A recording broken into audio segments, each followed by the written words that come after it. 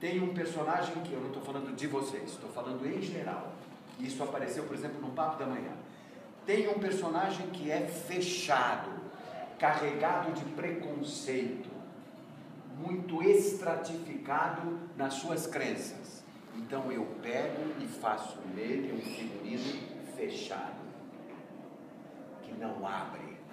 Até que ponto, quando eu faço as minhas opções de lançar signos para a leitura do público, eu não estou adjetivando.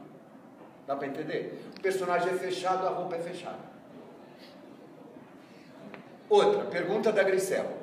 Então, chama a atenção do público o desenho diversificado, recorte da luz. Até que, só para perguntar mesmo, até que ponto esse tipo de proposição, no caso da luz, pode ser de qualquer outra área, convida o espectador a fazer uma leitura ou convida o espectador a assistir a cena dizendo assim: oh meu Deus, eu não sou capaz de ler. Oh meu Deus, eu não sou capaz de entender. E a cena está correndo e o espectador está se sentindo incapaz de ler. Ortega y Gasset? Hã? Ortega y Gasset? Não entendi. Parece uma frase do Ortega y Gasset, que ele fala da arte moderna como uma Ou seja, até que ponto, quando a gente faz a nossa proposição, eu sei, né, galera, porque eu também sou da turma, né? A gente vira e fala assim: porra, mas você não viu que a luz era toda pontiaguda, que queria dizer não sei o quê? É claro para mim. Mas até que ponto eu estou abrindo para o espectador ler do jeito dele, ou eu estou querendo que ele leia do jeito que eu concebi? Então, até que ponto, quando a gente faz essas opções, a gente não está dizendo para o público: leia do jeito que eu quero que você leia.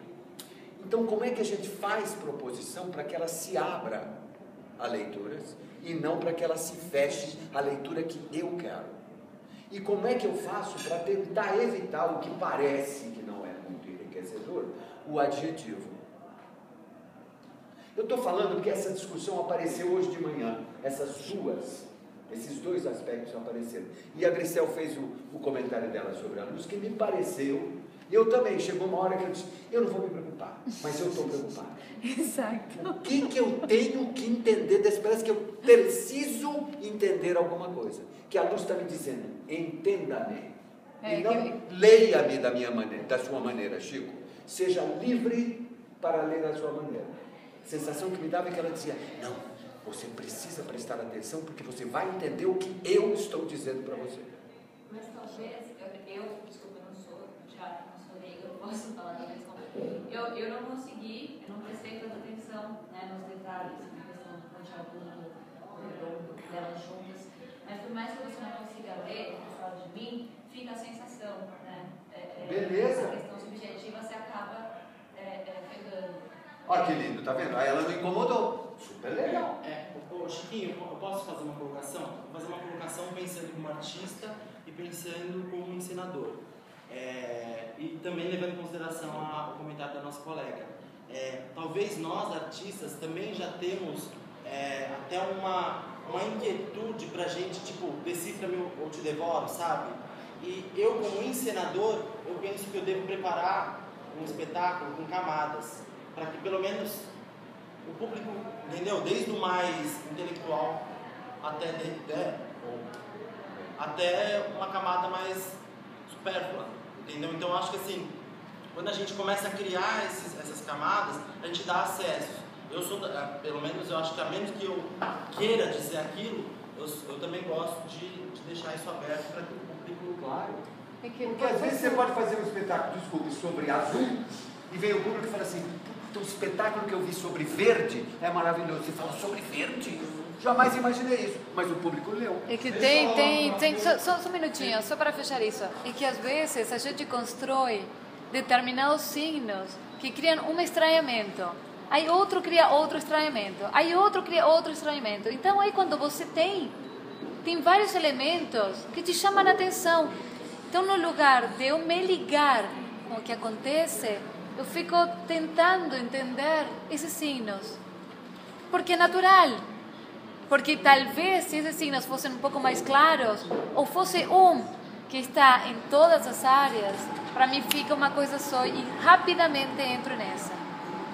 Só por isso. Vou falar só uma coisa. A gente tem um apego muito grande em julgar que isso que a gente chama de abertura, assim, uma abertura poética, né? É uma obra aberta, que pode ser lida de várias maneiras, é uma coisa que acontece por si. E a gente tem que pensar que às vezes isso que a gente está julgando que é abertura pode ser um fechamento ao invés de ser uma abertura, né? É lógico que a gente pode justificar perfeitamente como a nossa colega falou, que cada um lê com a sua própria sensibilidade. Eu acho que o tipo de trabalho que a gente está fazendo, talvez valha a pena a gente fazer as perguntas que o Chico colocou, no sentido de não se negar a uma certa necessidade de compreender, se não no sentido objetivo para o que você está fazendo, pelo menos o processo que no qual a gente está envolvido. Inclusive nesse lugar, uma abertura nem sempre é uma abertura do jeito que a gente quer.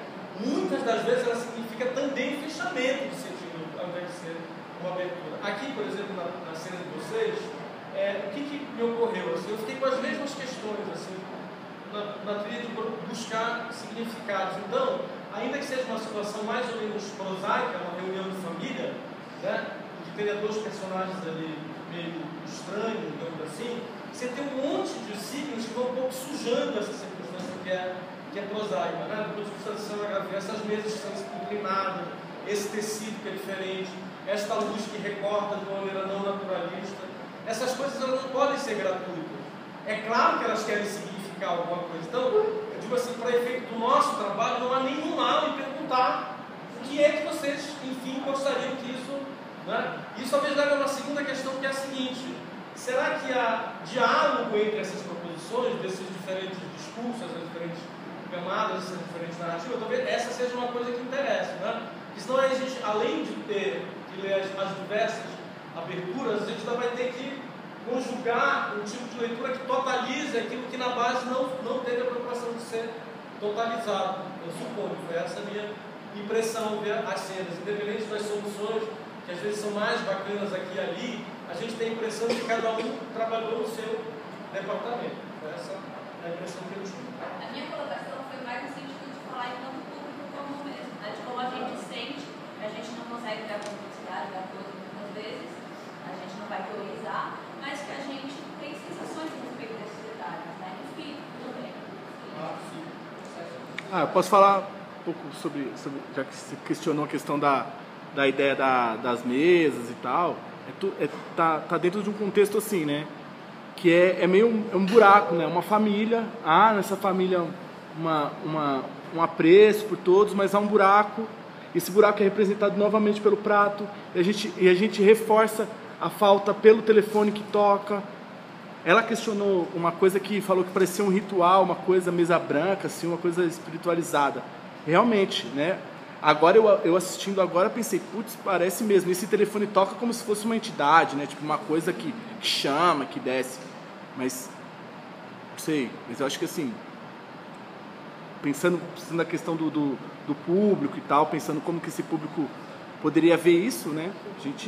Na verdade, a gente queria, é legal esse feedback mesmo pra gente poder ver até que ponto que isso era real, né? Porque assim, a gente pega as coisas e pensa, pô, como que a gente pode solucionar isso? A gente não queria fazer uma mesa onde os atores assim e o público lá dialogassem com o telefone, sabe? A gente falou, pô, vamos fazer como? A nossa proposta inicial era pendurar as mesas, para elas balançarem. As mesas inclinadas é a ideia de desequilíbrio, né? A gente partiu, eu não sei se elas têm essa ideia mais. Né? Agora, eu olhando, parece que ela não tem mais essa ideia. Mas assim, a gente queria pendurar as mesas para elas balançarem mesmo, para elas terem desequilíbrio mesmo. Aí a gente pensou, pô, vamos tentar fazer uma outra solução. A solução foi a gente inclinar as mesas. Não sei se... Mas eu acho que tem uma coisa do diálogo das áreas, que eu acho que um processo interessante, que talvez seja uma avaliação para a gente, Claro. que talvez ele não tenha sido expresso, ou tenha sido medido. Mas eu acho que teve uma preocupação que veio da direção, que foi bacana, que era estabelecer bem o conceito que a gente ia trabalhar, para todas as áreas aí dialogarem mesmo. E aí esse conceito, tanto que ele falou da instabilidade, desses cortes, era tanto personagens, contradições internas entre si e na relação como um todo, família e essa coisa que vem de fora, sabe, que a desestabiliza. E aí, eu não sei se isso pode ser lido. A gente construir um material que não participou do processo ler. Mas acho que os ilustradores podem falar melhor. Mas teve uma preocupação em que as áreas realmente partissem do mesmo ponto, sabe? Não sei se a gente chegou depois. Talvez ser mais claro nisso, né? Só queria sugerir novamente, que eu acho, até pela conversa, até pela... A gente está ouvindo bastante vocês, sabe?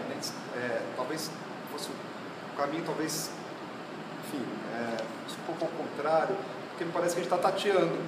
Eu sugeriria que investisse uma linha narrativa, sabe? Mesmo que vocês queiram que se trabalhe com percepções mais abertas, isso que o Chico colocou, mas para mim eu investiria, mesmo que fosse para subvertê-la um pouco, mas tê-la mais consistente. A partir daí, talvez tentar readequá-la de acordo com os elementos que vocês criam em cena. Para mim, esse é o a gente pode conversar por qualquer lugar, né, pessoal? Por uma mesa, por um curso. O processo de criação pode começar por qualquer impulso, mas isso que o Lei está falando eu acho que é importante também. Por exemplo, nessa narrativa, tem uma situação concreta que está dada e tem circunstâncias ali no sentido da informação que são muito valiosas. Por exemplo, o elemento da ausência, né? Esse cara, o personagem desse cara, que perde a memória, e esse pai, que agora, por necessidade, já não está, são duas coisas objetivas e concretas e muito fortes do ponto de vista dramatúrgico. Talvez isso possa dialogar de uma maneira mais firme junto com os elementos plásticos e enfim, todos esses que vocês já encontraram. Gente, a gente quer agradecer vocês, que a gente tem que se preparar aí para a próxima abertura. Muito obrigado. Se quiserem, voltem. Tem muito mais. Vai ter mais.